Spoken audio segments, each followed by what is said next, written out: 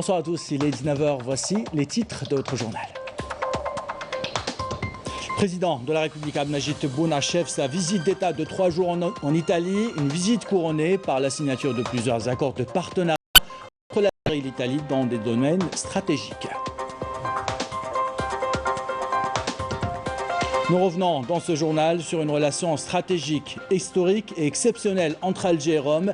Les deux présidents ont décidé d'insuffler une nouvelle dynamique à cette relation et élargir les domaines de coopération.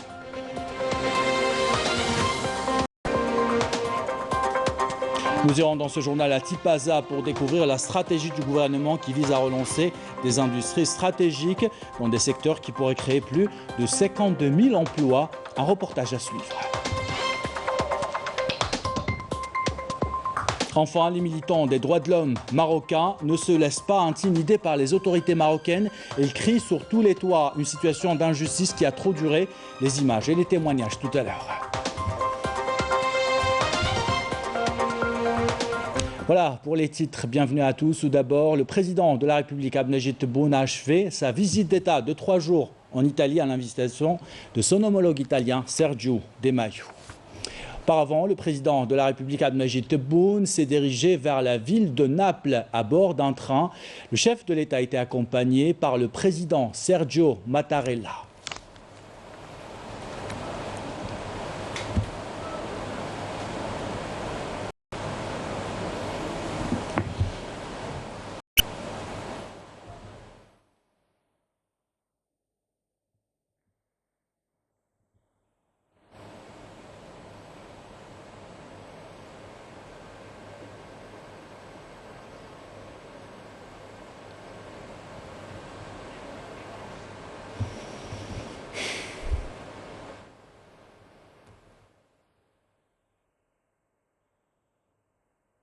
Hier soir, un dîner en l'honneur du président de la République Abdelmajid Tebboune et la délégation qui l'accompagne a été organisé. Le manque a eu lieu au palais présidentiel du Quirinal.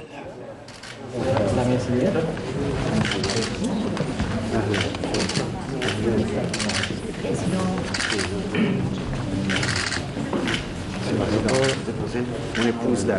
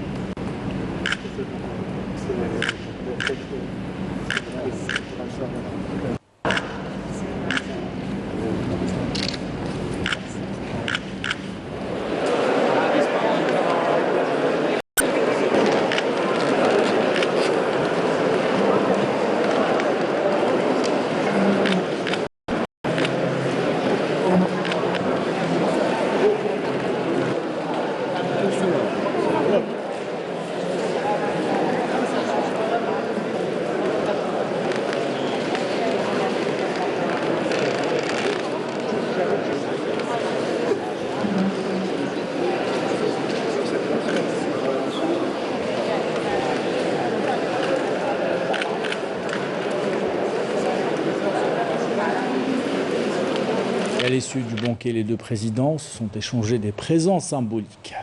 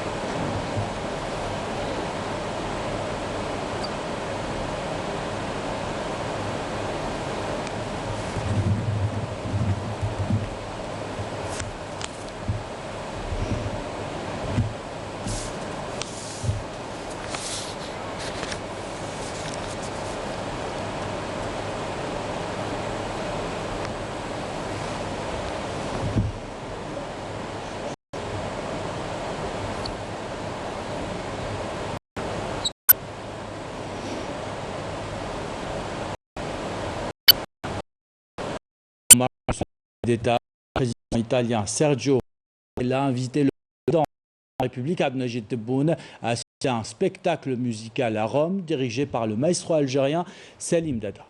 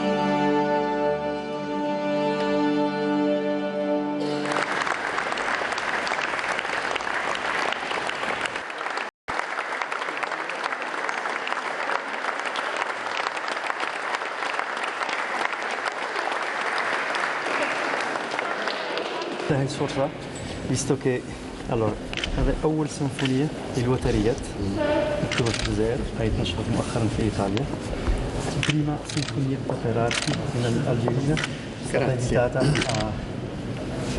in Italia. Grazie maestro. Sperando che ci sarà suonata prossimamente.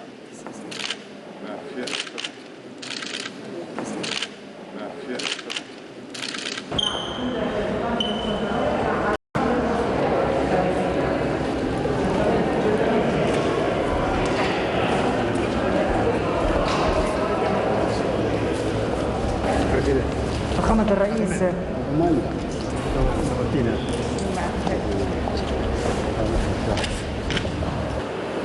Et on vous invite à présent à revenir sur une relation historique profonde entre l'Algérie et l'Italie, une visite stratégique pour les deux pays, une visite qui devrait relancer la coopération algéro-italienne dans des domaines stratégiques comme l'énergie renouvelable, l'industrie lourde, les start-up ou encore le tourisme. Les détails avec Delal Boutaba, commentaire signé Badia Amarni.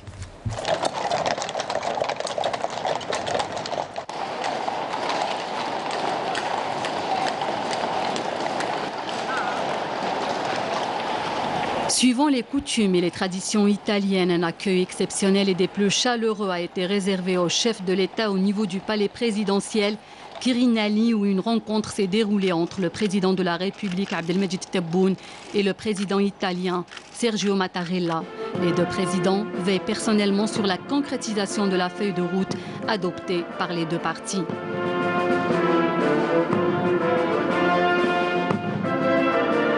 Les décisions sont opérationnelles et rapides dans une étape où l'Algérie oriente son économie au niveau de l'espace euro-méditerranéen vers son partenaire traditionnel, l'Italie. Le président de la République a affirmé l'engagement de l'Algérie à répondre aux besoins italiens en matière d'énergie et la possibilité de développer le partenariat énergétique dans le domaine de l'exploration entre les deux entreprises Eni et Sonatrach, en réservant le surplus de production suivant la demande aux pays amis qui se chargerait de la distribution de ce produit en Europe.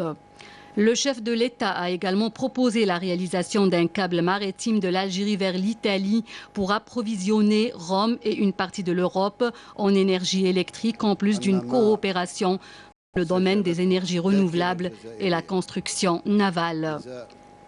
Le président italien a qualifié l'Algérie de partenaire stratégique, insistant sur le renforcement de la coopération avec l'Algérie dans le cadre de l'Union européenne, sans aucune barrière, en l'élargissant à d'autres secteurs stratégiques. Il a été procédé à la signature d'importantes conventions dans divers domaines, les petites et moyennes entreprises, l'industrie, la lutte contre la corruption, la lutte contre le financement du terrorisme, le tourisme et la culture, de même qu'un mémorandum d'entente entre le groupe Sonatrach et l'entreprise italienne Eni dans le domaine de l'exploration. Cette visite concrétise des positions communes et des visions que partagent Alger et Rome autour de nombreuses questions internationales, À leur tête, la situation en Libye et en Tunisie. Les deux présidents ont affiché des convergences de vues. Ils ont plaidé en faveur des solutions internes institutionnelles. L'Algérie et l'Italie soutiennent les efforts engagés pour atteindre la stabilité dans la région.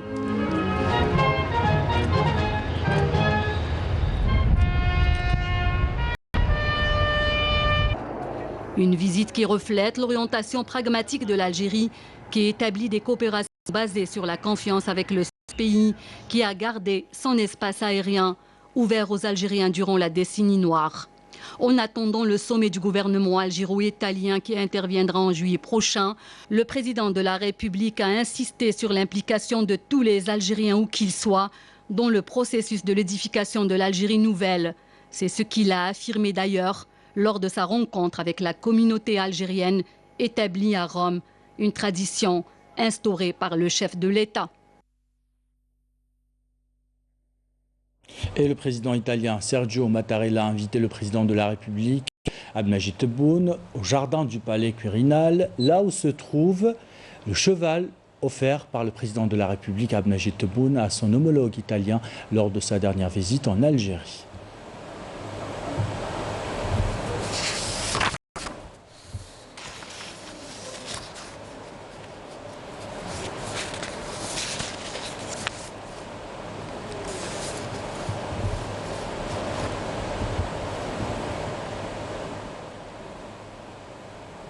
Et sachez qu'après le journal de 20h, vous pouvez suivre une page spéciale qui revient sur la visite du président de la République, Abdelmajid Tebboune, en Italie. La coopération italienne touche désormais plusieurs domaines, notamment les travaux publics. Arrêtons-nous ce soir sur la réalisation de ce tronçon de 67 km entre Khemis Meliana et Liachir, une autoroute qui devrait fluidifier la circulation et créer une dynamique économique dans toute la région. Couverture de Mohamed Bentoun. Commentaire signé Badia Hamad. Fruit d'une coopération algéro-italienne, le projet d'une autoroute de contournement reliant les deux communes de Khemis Meliana à El Yachir en passant par El Barouaghia a pour but de désengorger l'autoroute Est-Ouest dans son axe reliant Ain Defla à Bourj Bouaririj.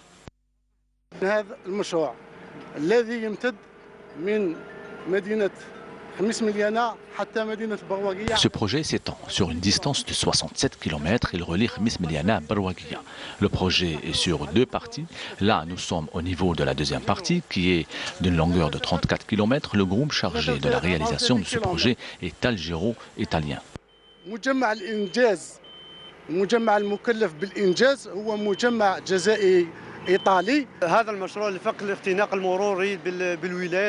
L'objectif de ce projet est de désengorger les wilayas du centre, Blida, Bouirat, Tipaza et Alger. Il a une grande importance puisqu'il relie les wilayas du centre. La coopération algéro-italienne dans le domaine des travaux publics est en train de se renforcer. Notre partenaire italien a toujours été présent, même dans les années 90 où la situation était difficile. Il a poursuivi ses projets avec nous jusqu'à ce jour. C'est une expérience riche et réussie en ce sens que les Italiens ont réalisé en Algérie. Des ponts d'envergure, de même que des tunnels. Il y a eu également des bureaux d'études italiens qui nous ont accompagnés. La coopération algéro-italienne dans le secteur des travaux publics s'étend désormais à d'autres secteurs, l'énergie renouvelable, les start-up et le domaine touristique. Voilà pour ce tronçon de 67 km qui relie Barouaghia à Khemis Meliana. En plus de ces domaines qu'on vient de voir, le domaine culturel est présent en force grâce notamment au Centre culturel italien en Algérie. Il propose des cours d'italien. Il a permis en effet à des centaines d'Algériens de maîtriser cette belle langue, en plus d'une série d'activités culturelles. Reportage signé Yamina Seichi.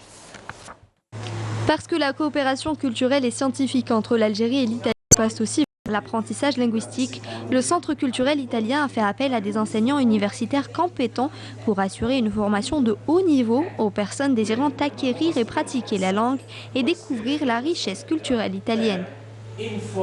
L'objectif principal au niveau de l'Institut culturel est promouvoir la langue, première chose, et développer les 4 compétences. Donc la première compétence est la compréhension orale, et après la compréhension écrite. À l'Institut italien, le nombre d'étudiants ces dernières années ne cesse d'augmenter.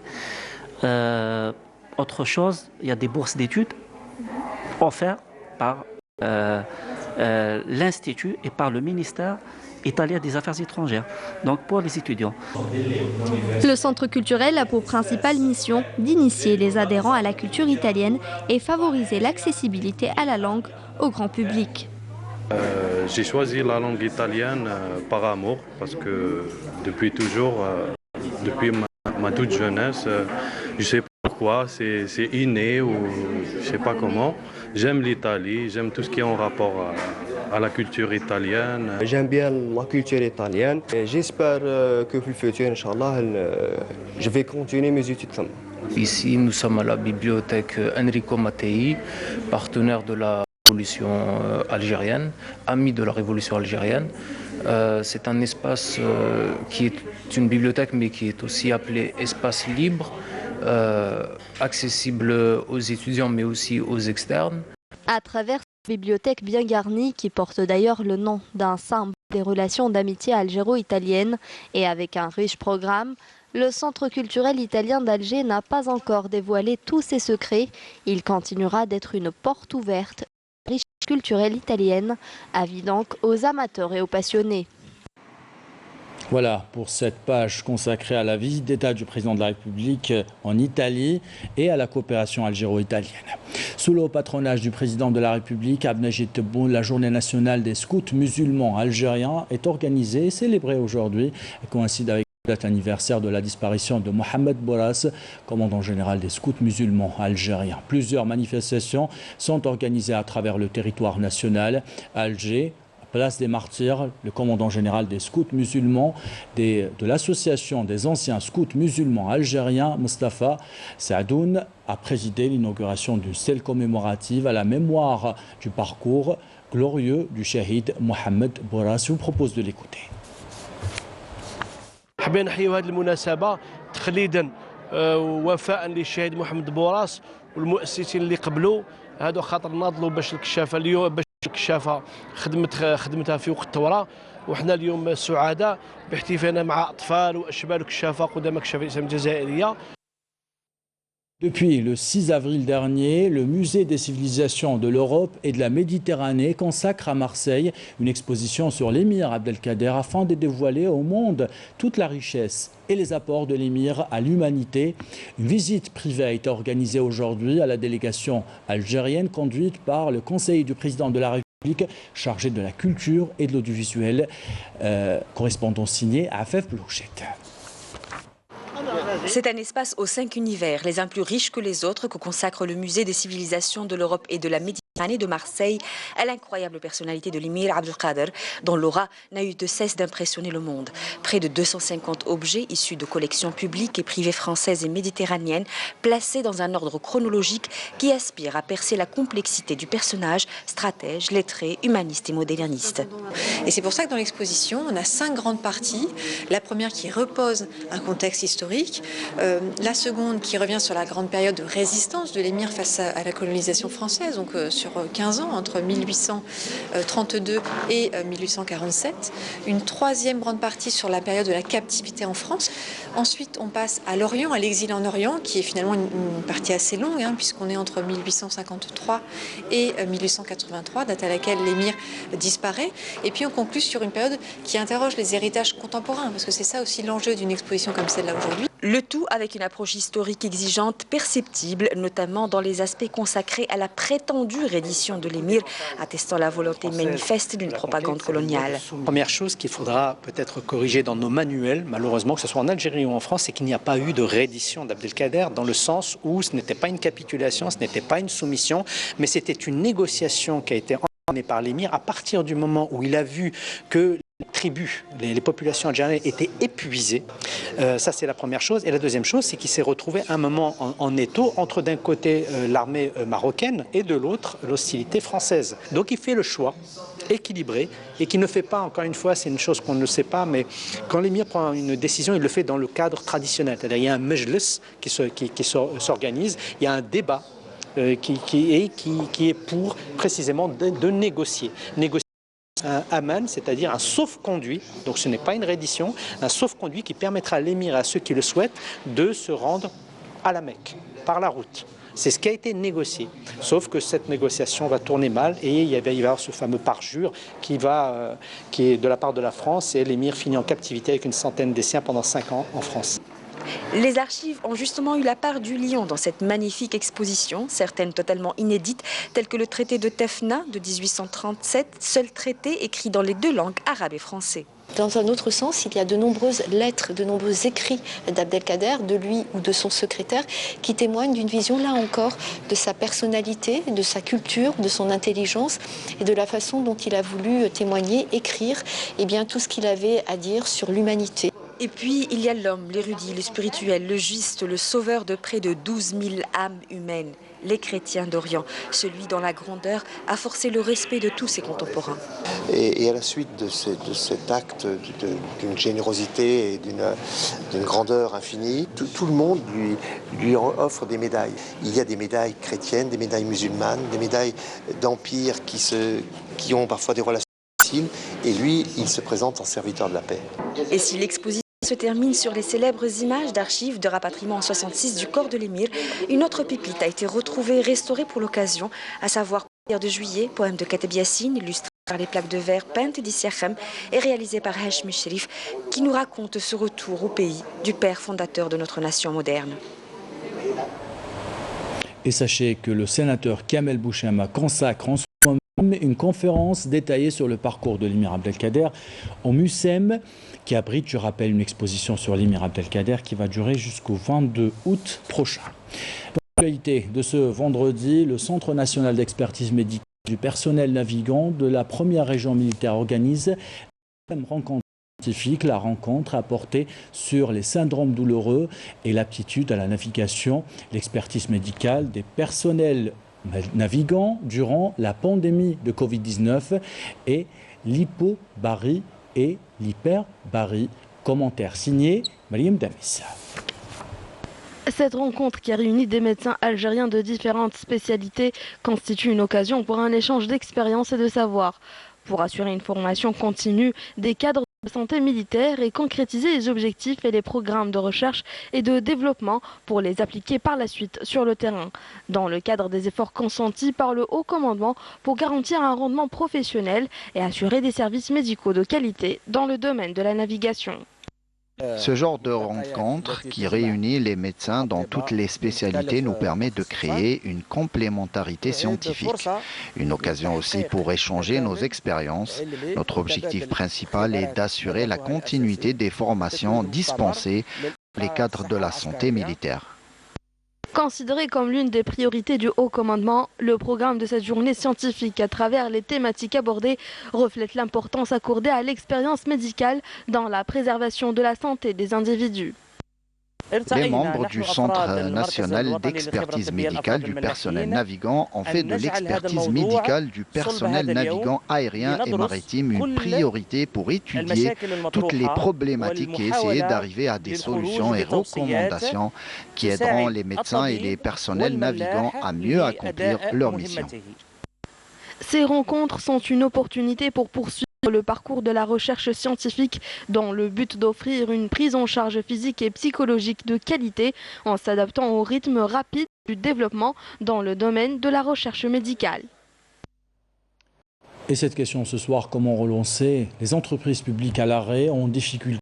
Comment leur permettre de retrouver une santé financière après cette pandémie qui les a fragilisés davantage? L'exemple ce soir à Tipaza avec 3 entreprises nationales. La première à Mastodon qui fabrique des bateaux, une autre qui fait de l'emballage, une troisième qui fabrique des biscuits pour le ministre de l'Industrie. Le gouvernement a adopté une stratégie pour créer plus de 52 000 emplois. Reportage signé Malika Meldal. Ecorep, spécialisé dans la construction et la réparation navale, fait partie des entreprises publiques qui ont bénéficié d'un plan de redressement initié par les pouvoirs publics. L'expérience des employés de cette entreprise, leur maîtrise de la technologie leur ont permis la fabrication du premier remorqueur de grands navires commerciaux de fabrication algérienne. Cet ouvrage qui est unique en Algérie. Donc on a commencé par le premier, Inch'Allah, on est capable de faire plusieurs autres, pourvu que, alhamdoulilah, maintenant, les pouvoirs publics ont confiance en nous, donc on va démontrer nos capacités. 51 entreprises publiques à l'arrêt ont été recensées en raison de difficultés financières et de problèmes accumulés au cours de périodes précédentes. Parmi elles, 15 seront relancées avant la fin de l'année en cours, grâce notamment à un plan de redressement approuvé par le Conseil de participation de l'État. C'est l'inefficacité des plans d'action. Pourquoi? Parce que les études qui sont inutiles. Si on ne l'applique pas tout de suite, elle deviendra obsolète demain. D'accord? Si on ne solutionne pas les problèmes aujourd'hui, redouane, on aura d'autres problèmes. Donc qu'est-ce qu'on est en train de faire? Pourquoi l'expertise économique? Parce qu'il faut qu'il y ait une expertise globale. Voilà, pour une solution définitive et globale. C'est ça l'ordre du jour et c'est ça les instructions des pouvoirs publics. En effet, un plan d'action pour sauver les entreprises a été adopté. Il s'agit entre autres de procéder à un changement des gestionnaires après la confirmation de leur inaptitude à concrétiser le précédent plan. L'État n'abandonnera pas ses groupes industriels et ses entreprises en difficulté. Cela conformément à une feuille de route basée sur cet accompagnement du gouvernement leur permettra de surmonter les obstacles tout en les incitant à se repositionner sur le marché local et régional, voire même mondial. Nous prévoyons, après la levée de tous les obstacles, la création de plus de 52 000 postes d'emploi. Des mesures similaires seront également engagées au profit de plusieurs groupes et entreprises nationales. Le plan de redressement et l'importation de leur production permettra une économie de plusieurs millions de dollars. Cette information maintenant, avant de passer à l'actualité internationale, 2 Algériens ont décroché le prix de mathématiques Maurice Audin 2022. Il s'agit de Bedrouni Samir et de Yassine Chitour. Tous les deux travaillent à l'USTHB. Le prix récompense leurs travaux sur, je cite, le feuilletage dans le domaine de la géométrie complexe. Au Maroc, la situation des détenus n'en finit pas d'enflammer la toile. Depuis des années, les prisonniers marocains victimes du régime du Makhzen subissent une injustice qui va à l'encontre des conventions internationales des droits de l'homme. Plusieurs militants montent au créneau pour dénoncer une situation insupportable qui a trop duré. Commentaire signé Yamina Seichi. Le sort des prisonniers du RIF au Maroc reste toujours inconnu à ce jour. Les derniers toujours dans les geôles du Makhzen, ils sont condamnés à subir les abus divers, la torture et l'isolement total, même de leur famille. De basses manœuvres politiques, malsaines et vicieuses destinées à briser la volonté de tout un peuple. Je garderai toujours la tête haute. C'est ce que mon fils me répète à chaque fois, de ne jamais courber les chines. Je resterai toujours aux côtés de mon fils et je leur prie, bon Dieu, qu'il leur réserve le même sort qu'ils ont infligé à mon fils. Le souvenir du jeune pêcheur Mohsin Fikri est toujours présent dans la mémoire collective. Broyé dans une benne à ordures alors qu'il tentait d'empêcher la destruction de sa marchandise confisquée, un acte barbare et une tragédie qui a ému l'opinion publique, menant un certain Nasser Zefzefi, symbole des prisonniers du RIF aujourd'hui, ainsi que des milliers d'autres manifestants, à envahir les rues pour dénoncer cette atrocité. Verdict: 5 mois de prison pour les assassins et 20 ans de prison ferme pour Nasser Zefzefi et ses compagnons.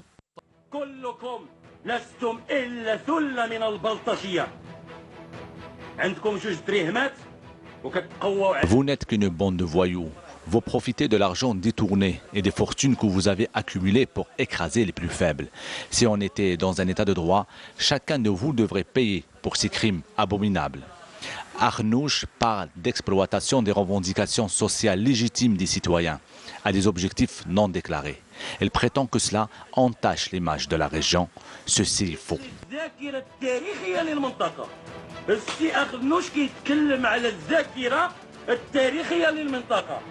Tandis que le peuple revendique la peine capitale pour les auteurs de l'assassinat, le roi désigne l'avocat du royaume pour défendre un chanteur impliqué dans une affaire de mœurs en France. Dans la noirceur des geôles, Zefzefi et ses compagnons lancent un ultime appel pour lever cette injustice dont ils sont victimes. Le broyage du jeune Mohsin Fikri dans une benne à ordures a soulevé la colère et l'indignation de tout un peuple, car à travers lui, c'est toute la jeunesse qui est prise en otage par le système du Merzen. Et toujours au Maroc, le secrétariat exécutif de la coalition marocaine des instances des droits de l'homme s'est réuni la semaine dernière et a décidé de rendre publiques ses décisions pour faire appel à l'application de la loi et cesser les intimidations répétées contre les militants marocains. Commentaire de Camille Melel.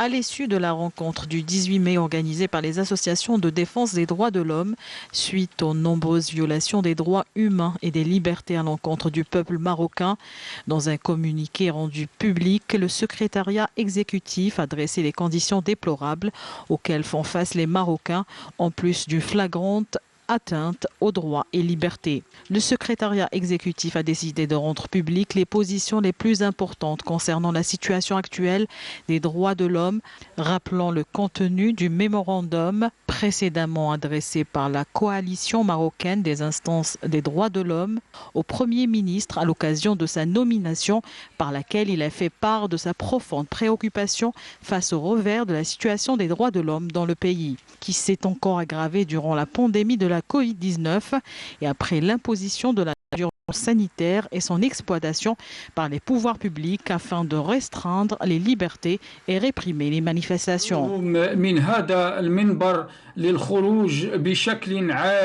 Je lance un appel depuis cette tribune au peuple marocain pour sortir en masse en manifestation afin de dénoncer le régime marocain et arracher la liberté en revendiquant les conditions déplorables vécues par les Marocains. Il faut mettre fin à l'esclavage et au régime royal. Vive la République. Le mémorandum rappelait la stricte application de la loi tout en accélérant le traitement immédiat et définitif du dossier des droits de l'homme et des libertés fondamentales, avec une priorité à donner au dossier des détenus politiques, dont des journalistes, des défenseurs des droits de l'homme, des militants de mouvements sociaux. C'est le rendez-vous quotidien, le rendez-vous ce soir avec vous au menu. Bonsoir Kamal, madame, monsieur, bonsoir. Et de vous retrouver pour un nouveau numéro du rendez-vous méditerranéen. Jingle et revient.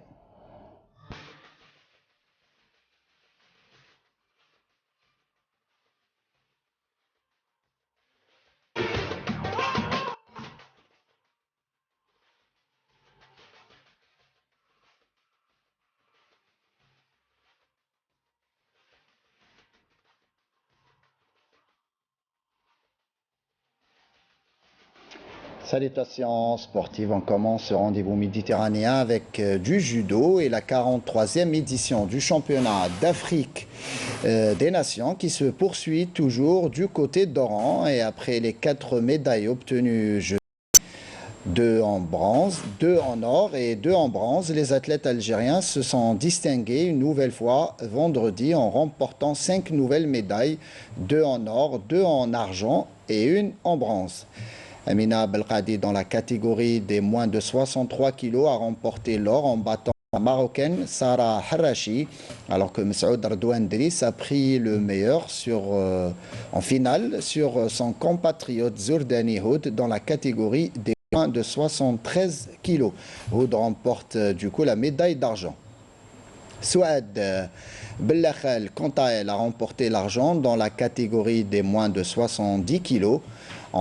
Madarilas Benazoug, dans la catégorie des moins de 81 kg, a pris la médaille de bronze en s'imposant devant le Congolais Cédric Kalonga.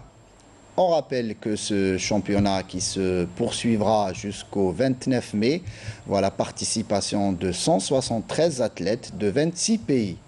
L'Algérie est représentée pour l'occasion par 18 judokas dont 9 femmes.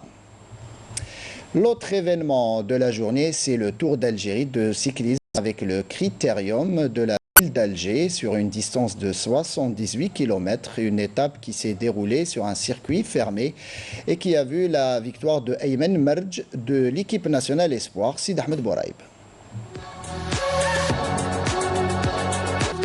Après 8 jours de compétition, le Tour d'Algérie 2022 a pris avec le Critérium de la ville d'Alger. Sur un circuit fermé de 78 km, les coureurs se sont donnés à fond. Un circuit plat de 1 km 300 et où les cyclistes ont effectué 60 tours. La course aura été caractérisée par un rythme élevé dès le début.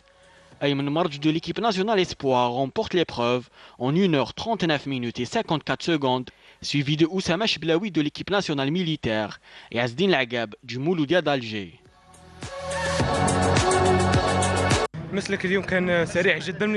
La course était difficile dès le début. Je remercie mes coéquipiers qui m'ont beaucoup aidé. C'était une belle course, mais compliquée. On a réussi à prendre la tête dès le début. Je remercie le staff technique car grâce à lui, on a décroché le maillot jaune au Tour d'Algérie et la seconde place au Critérium.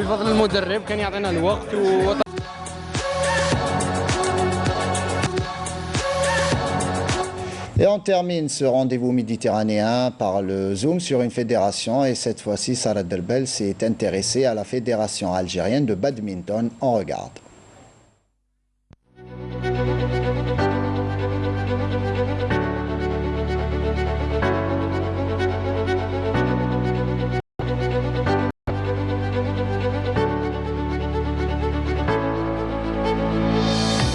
C'est une fédération très jeune. Elle a débuté en 1998 en tant qu'association nationale de badminton. Après le décret au niveau du ministère de la Jeunesse et des Sports, ils ont changé toutes les associations nationales. On est devenu Fédération algérienne de badminton.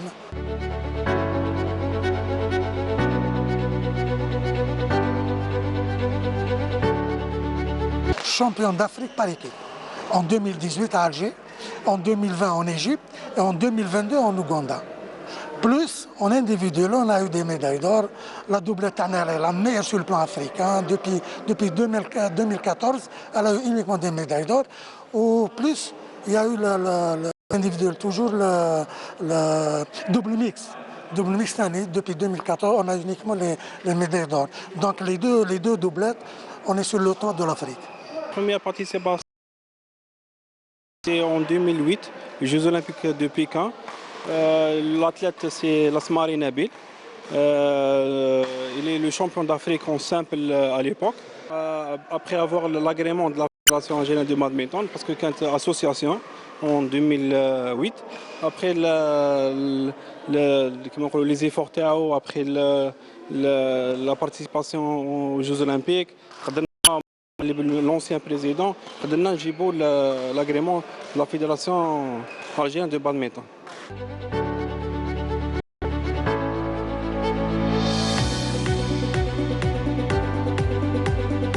La préparation date en 2019, avant 3 ans. حنا بدينا من بعد الكوفيد حبسنا بريود تاع الكوفيد ومن بعد بدينا عاودنا لا ريبريز تاع لي زونترينمون لي ستاج les tournois internationaux. On a participé à les tournois internationaux comme l'Open international à la Corée, l'Open international à la Suisse, l'Open international à Paris. On a participé pour la préparation de l'IGM. Les stages bloqués, on a les stages au niveau de Suidania. En même temps, on a les stages au niveau à l'extérieur. Le bassin méditerranéen il est d'un niveau un peu supérieur à l'ENA. On n'est pas une fédération de prime abord, on n'est pas une fédération de médailles. Mais on se base sur la double Tana. La double Tana, il se pourrait. S'ils ont comment dirais-je, un tirage au sort qui nous sait, je pense qu'on aura le badminton.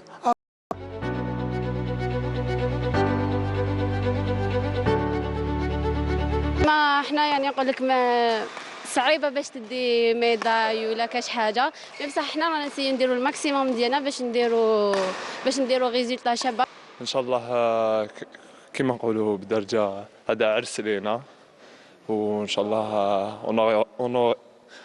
اونوري دي ميداي و ان شاء الله نرفدوا الرايه.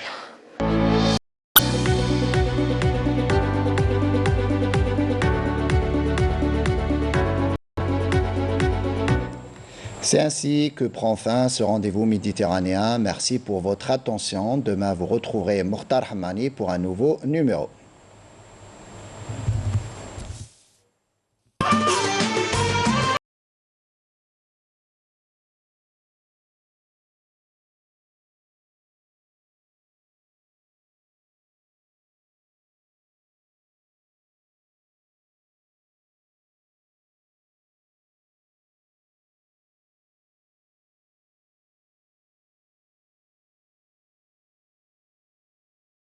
Rendez-vous méditerranéen que nous arrivons à la fin de ce journal. L'équipe de la rédaction qui l'a préparé, l'équipe technique qui l'a réalisé, vous remercie de l'avoir suivi. Merci pour votre fidélité. Belle soirée.